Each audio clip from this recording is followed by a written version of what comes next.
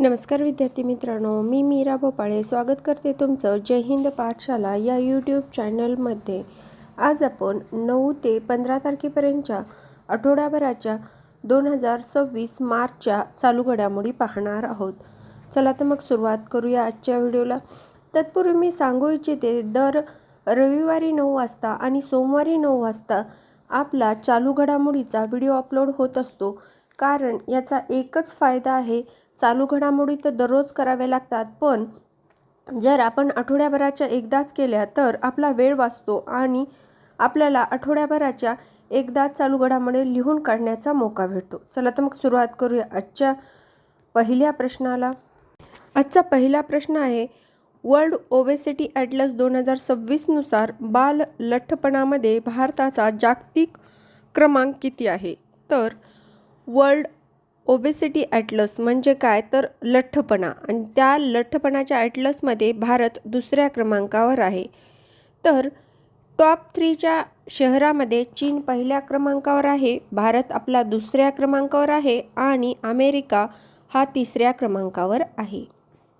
यानंतर प्रश्न क्रमांक दुसरा, मार्च 2026 मध्ये पंतप्रधान नरेंद्र मोदी यांनी नवी दिल्ली येथे रायसिना संवाद च्या कोणत्या आवृत्तीचे उद्घाटन केले? तर रायसिना संवाद ही 11वी आवृत्ती आहे यावेळची, आणि ही नवी दिल्ली येथे केली होती आणि याचं 11वं आवृत्तीचं उद्घाटन पंतप्रधान नरेंद्र मोदी यांनी केलेलं होतं। यानंतर प्रश्न क्रमांक तिसरा, T20 क्रिकेट विश्वचषकाच्या इतिहास कोणत्या खेळाडूने सर्वात जलद शतक ठोकले आहे? तर तो आहे फिन एलन, ज्याने 33 चेंडूत शतक मारून हा ऐतिहासिक विक्रम नोंदविला आहे, आणि ते फिल एलन हे न्यूझीलंड देशाचे आहेत। यानंतर प्रश्न क्रमांक चौथा, भारतातील पहिली AI चलित कौशल्य गणना सक्षम कोठे सुरू करण्यात आली आहे? तर AI चलित गणना सक्षम ही मुंबई येथे सुरू करण्यात आलेली आहे। यानंतर प्रश्न क्रमांक 5, आंतरराष्ट्रीय महिला दिनानिमित्त कोणत्या केंद्रीय मंत्र्यांनी संपूर्ण भारतात अस्मिता ॲथलेटिक्स लीग सुरू करण्याची घोषणा केली आहे? तर त्या आहेत रक्षा निखिल खडसे यांनी आंतरराष्ट्रीय महिला दिन म्हणजे 8 मार्च या दिवसासाठी अस्मिता ॲथलेटिक्स लीग सुरू करण्याची घोषणा केलेली आहे। यानंतर प्रश्न क्रमांक 6, मार्च 2026च्या सार्वत्रिक निवडणुकीनंतर नेपाळचे नवे पंतप्रधान म्हणून कोणाची नियुक्ती होणार आहे? तर ते आहेत बालेन शाह, जे माजी रॅपर आहेत आणि वयाच्या 35व्या वर्षी त्यांनी पंतप्रधानपदाचा भार स्वीकारून अत्यंत तरुण पंतप्रधान म्हणून त्यांची ओळख निर्माण केलेली आहे।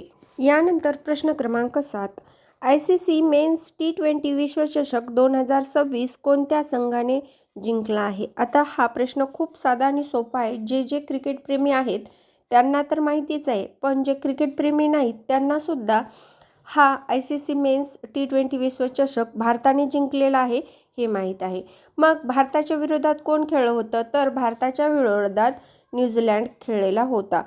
आता T20 विश्वचषक सलग दुसऱ्यांदा आपल्या भारत देशाने जिंकलेला आहे, आणि तसं एकूण 3 वेळा T20 विश्वचषक जिंकलेला आहे। 2024 आणि 2026 या सलग 2 वर्षी आपल्या भारताने T20 विश्वचषक जिंकलेला आहे। त्या अगोदर 2007 मध्ये सुद्धा त्याने हे विश्वचषक जिंकलेलं होतं। मग भारतीय संघाचा कर्णधार कोण होता?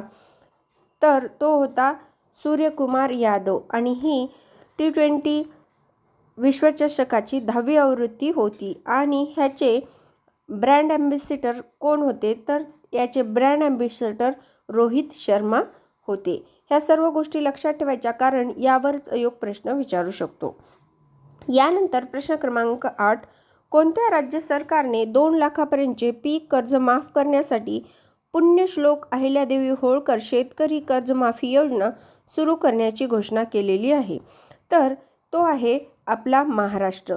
महाराष्ट्राने 2 लाखापर्यंतचं पीक कर्ज माफ करण्यासाठी पुण्यश्लोक अहिल्यादेवी होळकर शेतकरी कर्जमाफी योजना सुरू केलेली आहे आणि ही 2025 सप्टेंबर 2025 पर्यंतच ही लागू होणार आहे. त्याचबरोबर जे शेतकरी रेग्युलर कर्ज भरतात त्यांना सुद्धा 50,000 हे प्रोत्साहनपर बक्षीस दिलं जाईल, ते रेग्युलर भरतात म्हणून. यानंतर प्रश्न क्रमांक 9, खेलो इंडिया ट्रायबल गेम्स 2026चे पहिले संस्करण कोणते राज्य आयोजित करत आहे? तर खेलो इंडिया ह्याचं पहिलं संस्करण छत्तीसगडमधील रायपूर, जगदलपूर आणि सुरजागड ह्या जिल्ह्यामध्ये छत्तीसगड आयोजित करत आहे आणि हा ट्रायबल गेम्स 2026 हा 25 मार्चपासून सुरू होईल, तो 6 एप्रिलपर्यंत राहील आणि याचा शुभंकर मोरवीर असा आहे. यानंतर प्रश्न क्रमांक 10, पार्किन्सन्स रोगच्या आजारासाठी जगातील पहिल्या स्टेम सेल थेरपी कोणत्या देशाने मान्यता दिली आहे? तर स्टेम सेल थेरपी म्हणजे स्टेम म्हणजे शेपूट, आपल्याला माहिती आहे. स्टेम म्हणजे मूळ, आपल्याला असं सांगता येईल. स्टेम म्हणजे काय? तर मूळ. आणि पार्किन्सन हा रोग आहे, ज्या रोगावर स्टेम सेल म्हणजे मूळ पेशीपासून हा रोग बरे करण्याची थेरपी जपान या देशाने केलेली आहे. म्हणजे कुठल्या देशाने? जपान ह्या देशाने केलेला आहे.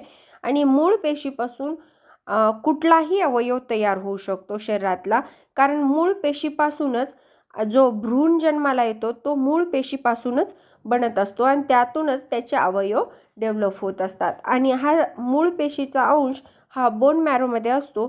त्यामुळे पार्किन्सन रोगाच्या उपचारासाठी जगातील पहिल्यांदा जपान हा देश स्टेम सेल थेरपी यूज करणार आहे. यानंतर प्रश्न क्रमांक 11, कोणत्या देशाने 28 मार्च 2026 पासून 16 वर्षाखालील मुलांसाठी सोशल मीडियावर बंदी घालण्याची घोषणा केलेली आहे? तर ते आहे इंडोनेशिया. यानंतर प्रश्न क्रमांक 12, राष्ट्रपती द्रौपदी मुर्मू यांनी कोणत्या राज्यातील लोकभवन येथे दार्जिलिंग हिल फेस्टिवल आणि 9व्या आंतरराष्ट्रीय संथाळ परिषदेला 2026 मध्ये संबोधित केलेलं आहे? तर संथाळ परगाणा एक आपल्याला इतिहासमध्ये जिल्हा आहे आणि तो कोणत्या याच्यामध्ये येतो, कोणत्या राज्यामध्ये? तर तो पश्चिम बंगालमध्ये येतो. आणि पश्चिम बंगाल येथूनच द्रौपदी मुर्मू यांनी दार्जिलिंग हिल फेस्टिवल आणि 9व्या आंतरराष्ट्रीय संथाळ परिषदेला संबोधित केलेलं आहे. यानंतर प्रश्न क्रमांक 13, स्वच्छ भारत मिशन शहरी 2.0 अंतर्गत कोणत्या महानगरपालिकेने कालवे स्वच्छ करण्यासाठी AI चलित जी स्पायडर रोबोट तैनात केला आहे? आता जी स्पायडर हे रोबोटचं नाव आहे आणि एक महानगरपालिका आहे जिने कालवे म्हणजे नाल्या स्वच्छ करण्यासाठी काय केलं? AI संचलित हा रोबोट वापरलेला आहे. तर ते राज्य आहे केरळ आणि तिरुअनंतपुरम ही महानगरपालिका आहे जिने स्वच्छ भारत मिशन अंतर्गत जी स्पायडर रोबोट वापरून आपल्या देशात AI संचालित कार्य करण्यासाठी, कालवे स्वच्छ करण्यासाठी हे रोबोट वापरलेलं आहे. यानंतर प्रश्न क्रमांक 14, मानवी मेंदूची क्षमता वाढविण्यासाठी कोणत्या संस्थेने मूनशॉट प्रोजेक्ट सुरू केलेला आहे? तर मानवी मेंदूची क्षमता वाढविण्यासाठी Indian institute of science Bengaluru या संस्थेने मूनशॉट प्रोजेक्ट सुरू केलेला आहे. प्रश्न क्रमांक 15, कोणत्या राज्यातील मानस बायोस्फियर रिझर्वमध्ये टिकोड्रोम्स अल्टोपेनियस नावाच्या आशियाई गव्याच्या सरड्याची एक नवीन प्रजाती आढळलेली आहे? तर आपल्या सर्वांना माहीत आहे मानस हे बायोस्फियर रिझर्व हे आसाममध्ये आहे आणि तेथील रिझर्वमध्ये टिकोस्ट्रोमस अल्टोपेनिस ह्या नावाचा म्हणजे आशियाई गवताच्या सरड्याची जात एक नवीन प्रजाती आपल्याला सापडलेली आहे. हे कुठलं? टिकोड्रोमस अल्टोपेनिरिस हा कुठला सरडा आहे हे आपण विज्ञाना थ्रू समजून घेण्याचा प्रयत्न करा, कारण याच रिलेटेड प्रश्न आपल्याला सायन्समध्ये सुद्धा उद्भवत असतात. यानंतर प्रश्न क्रमांक 16. महिला उद्योजकांना पाठिंबा देण्यासाठी कोणत्या राज्याने हर स्टार्ट 5.0 कार्यक्रम सुरू केलेला आहे? तर महिला उद्योजकांना पाठिंबा देण्यासाठी गुजरात राज्याने हर स्टार कार्यक्रम सुरू केलेला आहे आणि त्याचं उद्घाटन केलं होतं भूपेंद्र पटेल यांनी. यानंतर प्रश्न क्रमांक 17. कोणत्या भारतीय स्केटरने 7.46 सेकंदात 50 मीटरपेक्षा जास्त वेगानं लिंबो स्केटिंग करण्याचा विश्वविक्रम केलेला आहे? तर ती नागपूरची सृष्टी धर्मेंद्र शर्मा आहे, जिने भारतीय स्केटिंगचे जे 7.46 सेकंदात 50 मीटरपेक्षा जास्त वेगानं जाऊन लिंबो स्केटिंग करून Guinness world book of record केलेलं आहे. यानंतर प्रश्न क्रमांक 18. वन्यजीव संवर्धनासाठी प्रतिष्ठित SMB मार्टिन 2026 हा पुरस्कार जिंकणारी पहिली भारतीय महिला कोण बनलेली आहे? तर ती आहे डॉक्टर कृती कारंत. यानंतर प्रश्न क्रमांक 19. कोणत्या देशाने भारत, ग्रीस, सायप्रस, अरब व आफ्रिकन राष्ट्रांसह षटकोन अलायन्स नावाचा नवीन धोरणात्मक सुरक्षा युतीचा घोषणा केली आहे? तर तो आहे इस्रायल.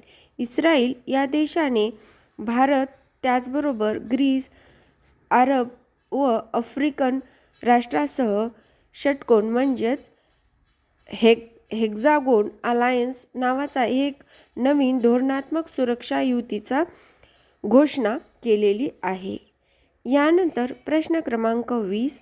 भारतातील पहिले नदीवरील दीपगृह कोणत्या नदीवर बांधले जात आहे? आता नदीवरील दीपगृह हे ब्रह्मपुत्रा नदीवर बांधलं जात आहे, पण दीपगृह म्हणजे काय हे पण तुम्हाला समजणं गरजेचं आहे. दीपगृह म्हणजे लाईट हाऊस, जिथून लाईट प्रोव्हाइड केली जाते संध्याकाळच्या जहाजांना, म्हणजे दिशा दाखवण्यासाठी. आणि असं पहिलं भारतातलं नदीवरलं लाईट हाऊस हे ब्रह्मपुत्रा नदीमध्ये केलेलं आहे. त्याचबरोबर एक पुस्तक आहे ज्याला महात्मा अ ग्रेट कम्युनिकेटर हे पुस्तक धीरज काकडे यांनी लिहिलेलं आहे. यानंतर प्रश्न क्रमांक 21.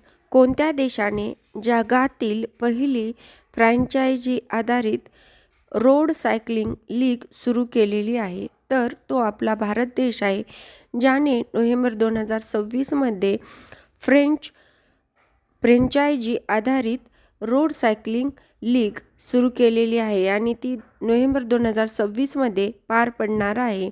लीगमध्ये शहरं, म्हणजे जे काही शहर आधारित प्रदेशातील असतील त्या 8 फ्रँचायझी संघ असतील, म्हणजे वेगवेगळ्या राज्याचे वेगवेगळ्या संघ, जसे आपण चेन्नई, काय म्हणतात, मुंबई इंडियन्स वगैरे तयार केले, त्याचप्रमाणे सायकल रेससाठी सुद्धा 8 वेगवेगळे संघ निर्माण करून त्याची सायकलिंग होणार आहे ती नोव्हेंबर 2026 मध्ये.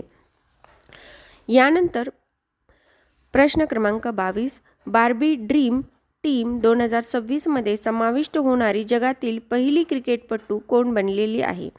तर आताच आपल्या भारतातील महिलांनी वर्ल्ड कप जिंकलेला आहे, त्यानिमित्तानं बार्बी ड्रीम 2026 मध्ये क्रिकेटची पहिली महिला आपल्या भारतातील क्रिकेटपटू स्मृती मानधना ही समाविष्ट झालेली आहे. आता बार्बी ड्रीम टीम हे काय असतं किंवा कसला पुरस्कार असतो? तर महिलांचा सन्मान करणारा हा पुरस्कार आहे, ज्यांनी खूप अडथळे पार करून हा म्हणजे त्या क्षेत्रामध्ये अव्वल स्थान मिळवले किंवा आघाडी मिळवली, त्या महिलांना हा पुरस्कार दिला जातो. यानंतर प्रश्न क्रमांक 23. फ्लाइंग फर्टिलिटी रेट तपासण्यासाठी कोणत्या राज्य सरकारने तिसऱ्या मुलाच्या जन्मावर 25,000 ची आर्थिक मदत जाहीर केलेली आहे. आता फॉलिंग फर्टिलिटी रेट चेक करण्यासाठी आंध्र प्रदेश या राज्याने तिसऱ्या मुलाच्या जन्मावर मदत जाहीर केली. असं का झालं? आता सर्वजण तर म्हणतात हम दो हमारे दो, हे असताना तिसरं अपत्य होऊ देण्यासाठी आंध्र प्रदेश का प्रोत्साहित करत आहे? तर त्याचं असं कारण आहे की तिथला फर्टिलिटी रेट जो आहे एकदम ऋणात्मक झाला आहे, त्यामुळं हे असं होत आहे. यानंतर प्रश्न क्रमांक 24, आरोग्य सेवा सहज उपलब्ध करून देण्यासाठी कोणत्या राज्याने मी हेल्थ मोबाईल ॲप सुरू केलेलं आहे? तर आपल्याला माहीत आहे केरळ हे राज्य नेहमीच अग्रेसर असतं, जसं की